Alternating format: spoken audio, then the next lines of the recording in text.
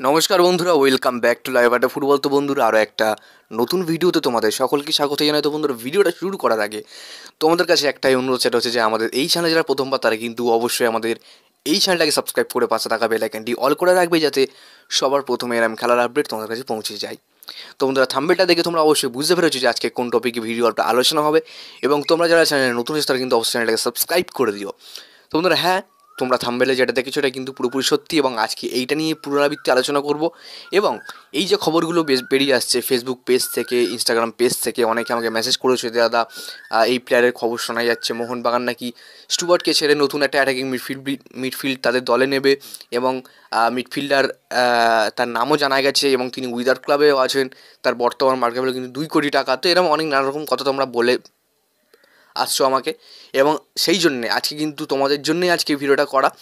দেখো, বেশি কিছু আজকে বলবো না, আজকে পুরোপুরি খবরে যাবো এবং পুরোপুরি খবর নিয়ে আলোচনা করব। দেখো, এই প্লেয়ারটা কে? এই প্লেয়ারটা বর্তমানে কিন্তু 26 বছর বয়সী একজন প্লেয়ার, এবং তিনি কিন্তু ফ্রান্সের প্লেয়ার।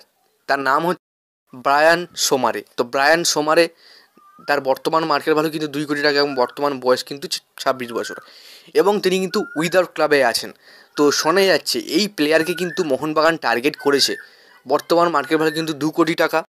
দেখো, এই প্লেয়ারের সাথে মোহনবাগান চুক্তি করলে করতে পারে, কিন্তু বর্তমানে এই প্লেয়ারকে মোহনবাগান নিয়ে আসবে না, কারণ এই প্লেয়ার প্রায় 26-27টা ম্যাচ খেলে মাত্র একটা গোল করেছে, এবং অ্যাটাকিং মিডফিল্ডার হওয়ার যে তার কাজ, সেক্ষেত্রে তিনি কিন্তু মাত্র 2 বা 3টে অ্যাসিস্ট করেছে। তো সেক্ষেত্রে আমার কাছে বড় ওপিনিয়ন হচ্ছে মোহনবাগান এই প্লেয়ারকে সই নাও করতে পারে, কারণ দেখো, এই প্লেয়ারের যথেষ্ট পারফরমেন্স ডাউন আছে এই সময়, এবং উইদাউট ক্লাবে থাকা জন্য কিন্তু তাকে হয়তো মোহনবাগান টার্গেট করবে না।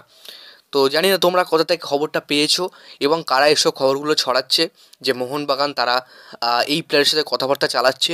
এবং আমি তোমাদেরকে স্পষ্ট একটা কথা বলতে চাই, দেখো, বর্তমানে মোহনবাগানের সাথে লাস্ট ম্যাচ ছিল গ্রেগ স্টুয়ার্টের, এবং গ্রেগ স্টুয়ার্ট তিনি কিন্তু সামনের মরশুমে মোহনবাগান দল ছাড়ছেন, এটা কিন্তু কনফার্ম। পাশাপাশি অনেক জায়গা থেকে এই খবরগুলো বেরিয়ে আসছে যে মোহনবাগান স্টুয়ার্টকে ছেড়ে একটু কম বয়সী অ্যাটাকিং মিডফিল্ডারের ওপরে ঝুঁকছে, যেমন এই তোমাদের এক্ষুনি বললাম নামটা, ফ্রান্সের প্লেয়ার 26 বছর বয়সী। হ্যাঁ, তো দেখো, এই মুহূর্তে মোহনবাগান চাইলেও কিন্তু মোহনবাগান নতুন প্লেয়ার সই করাতে পারে, তাদের কাছে টাকার কোনো অভাব নেই, কারণ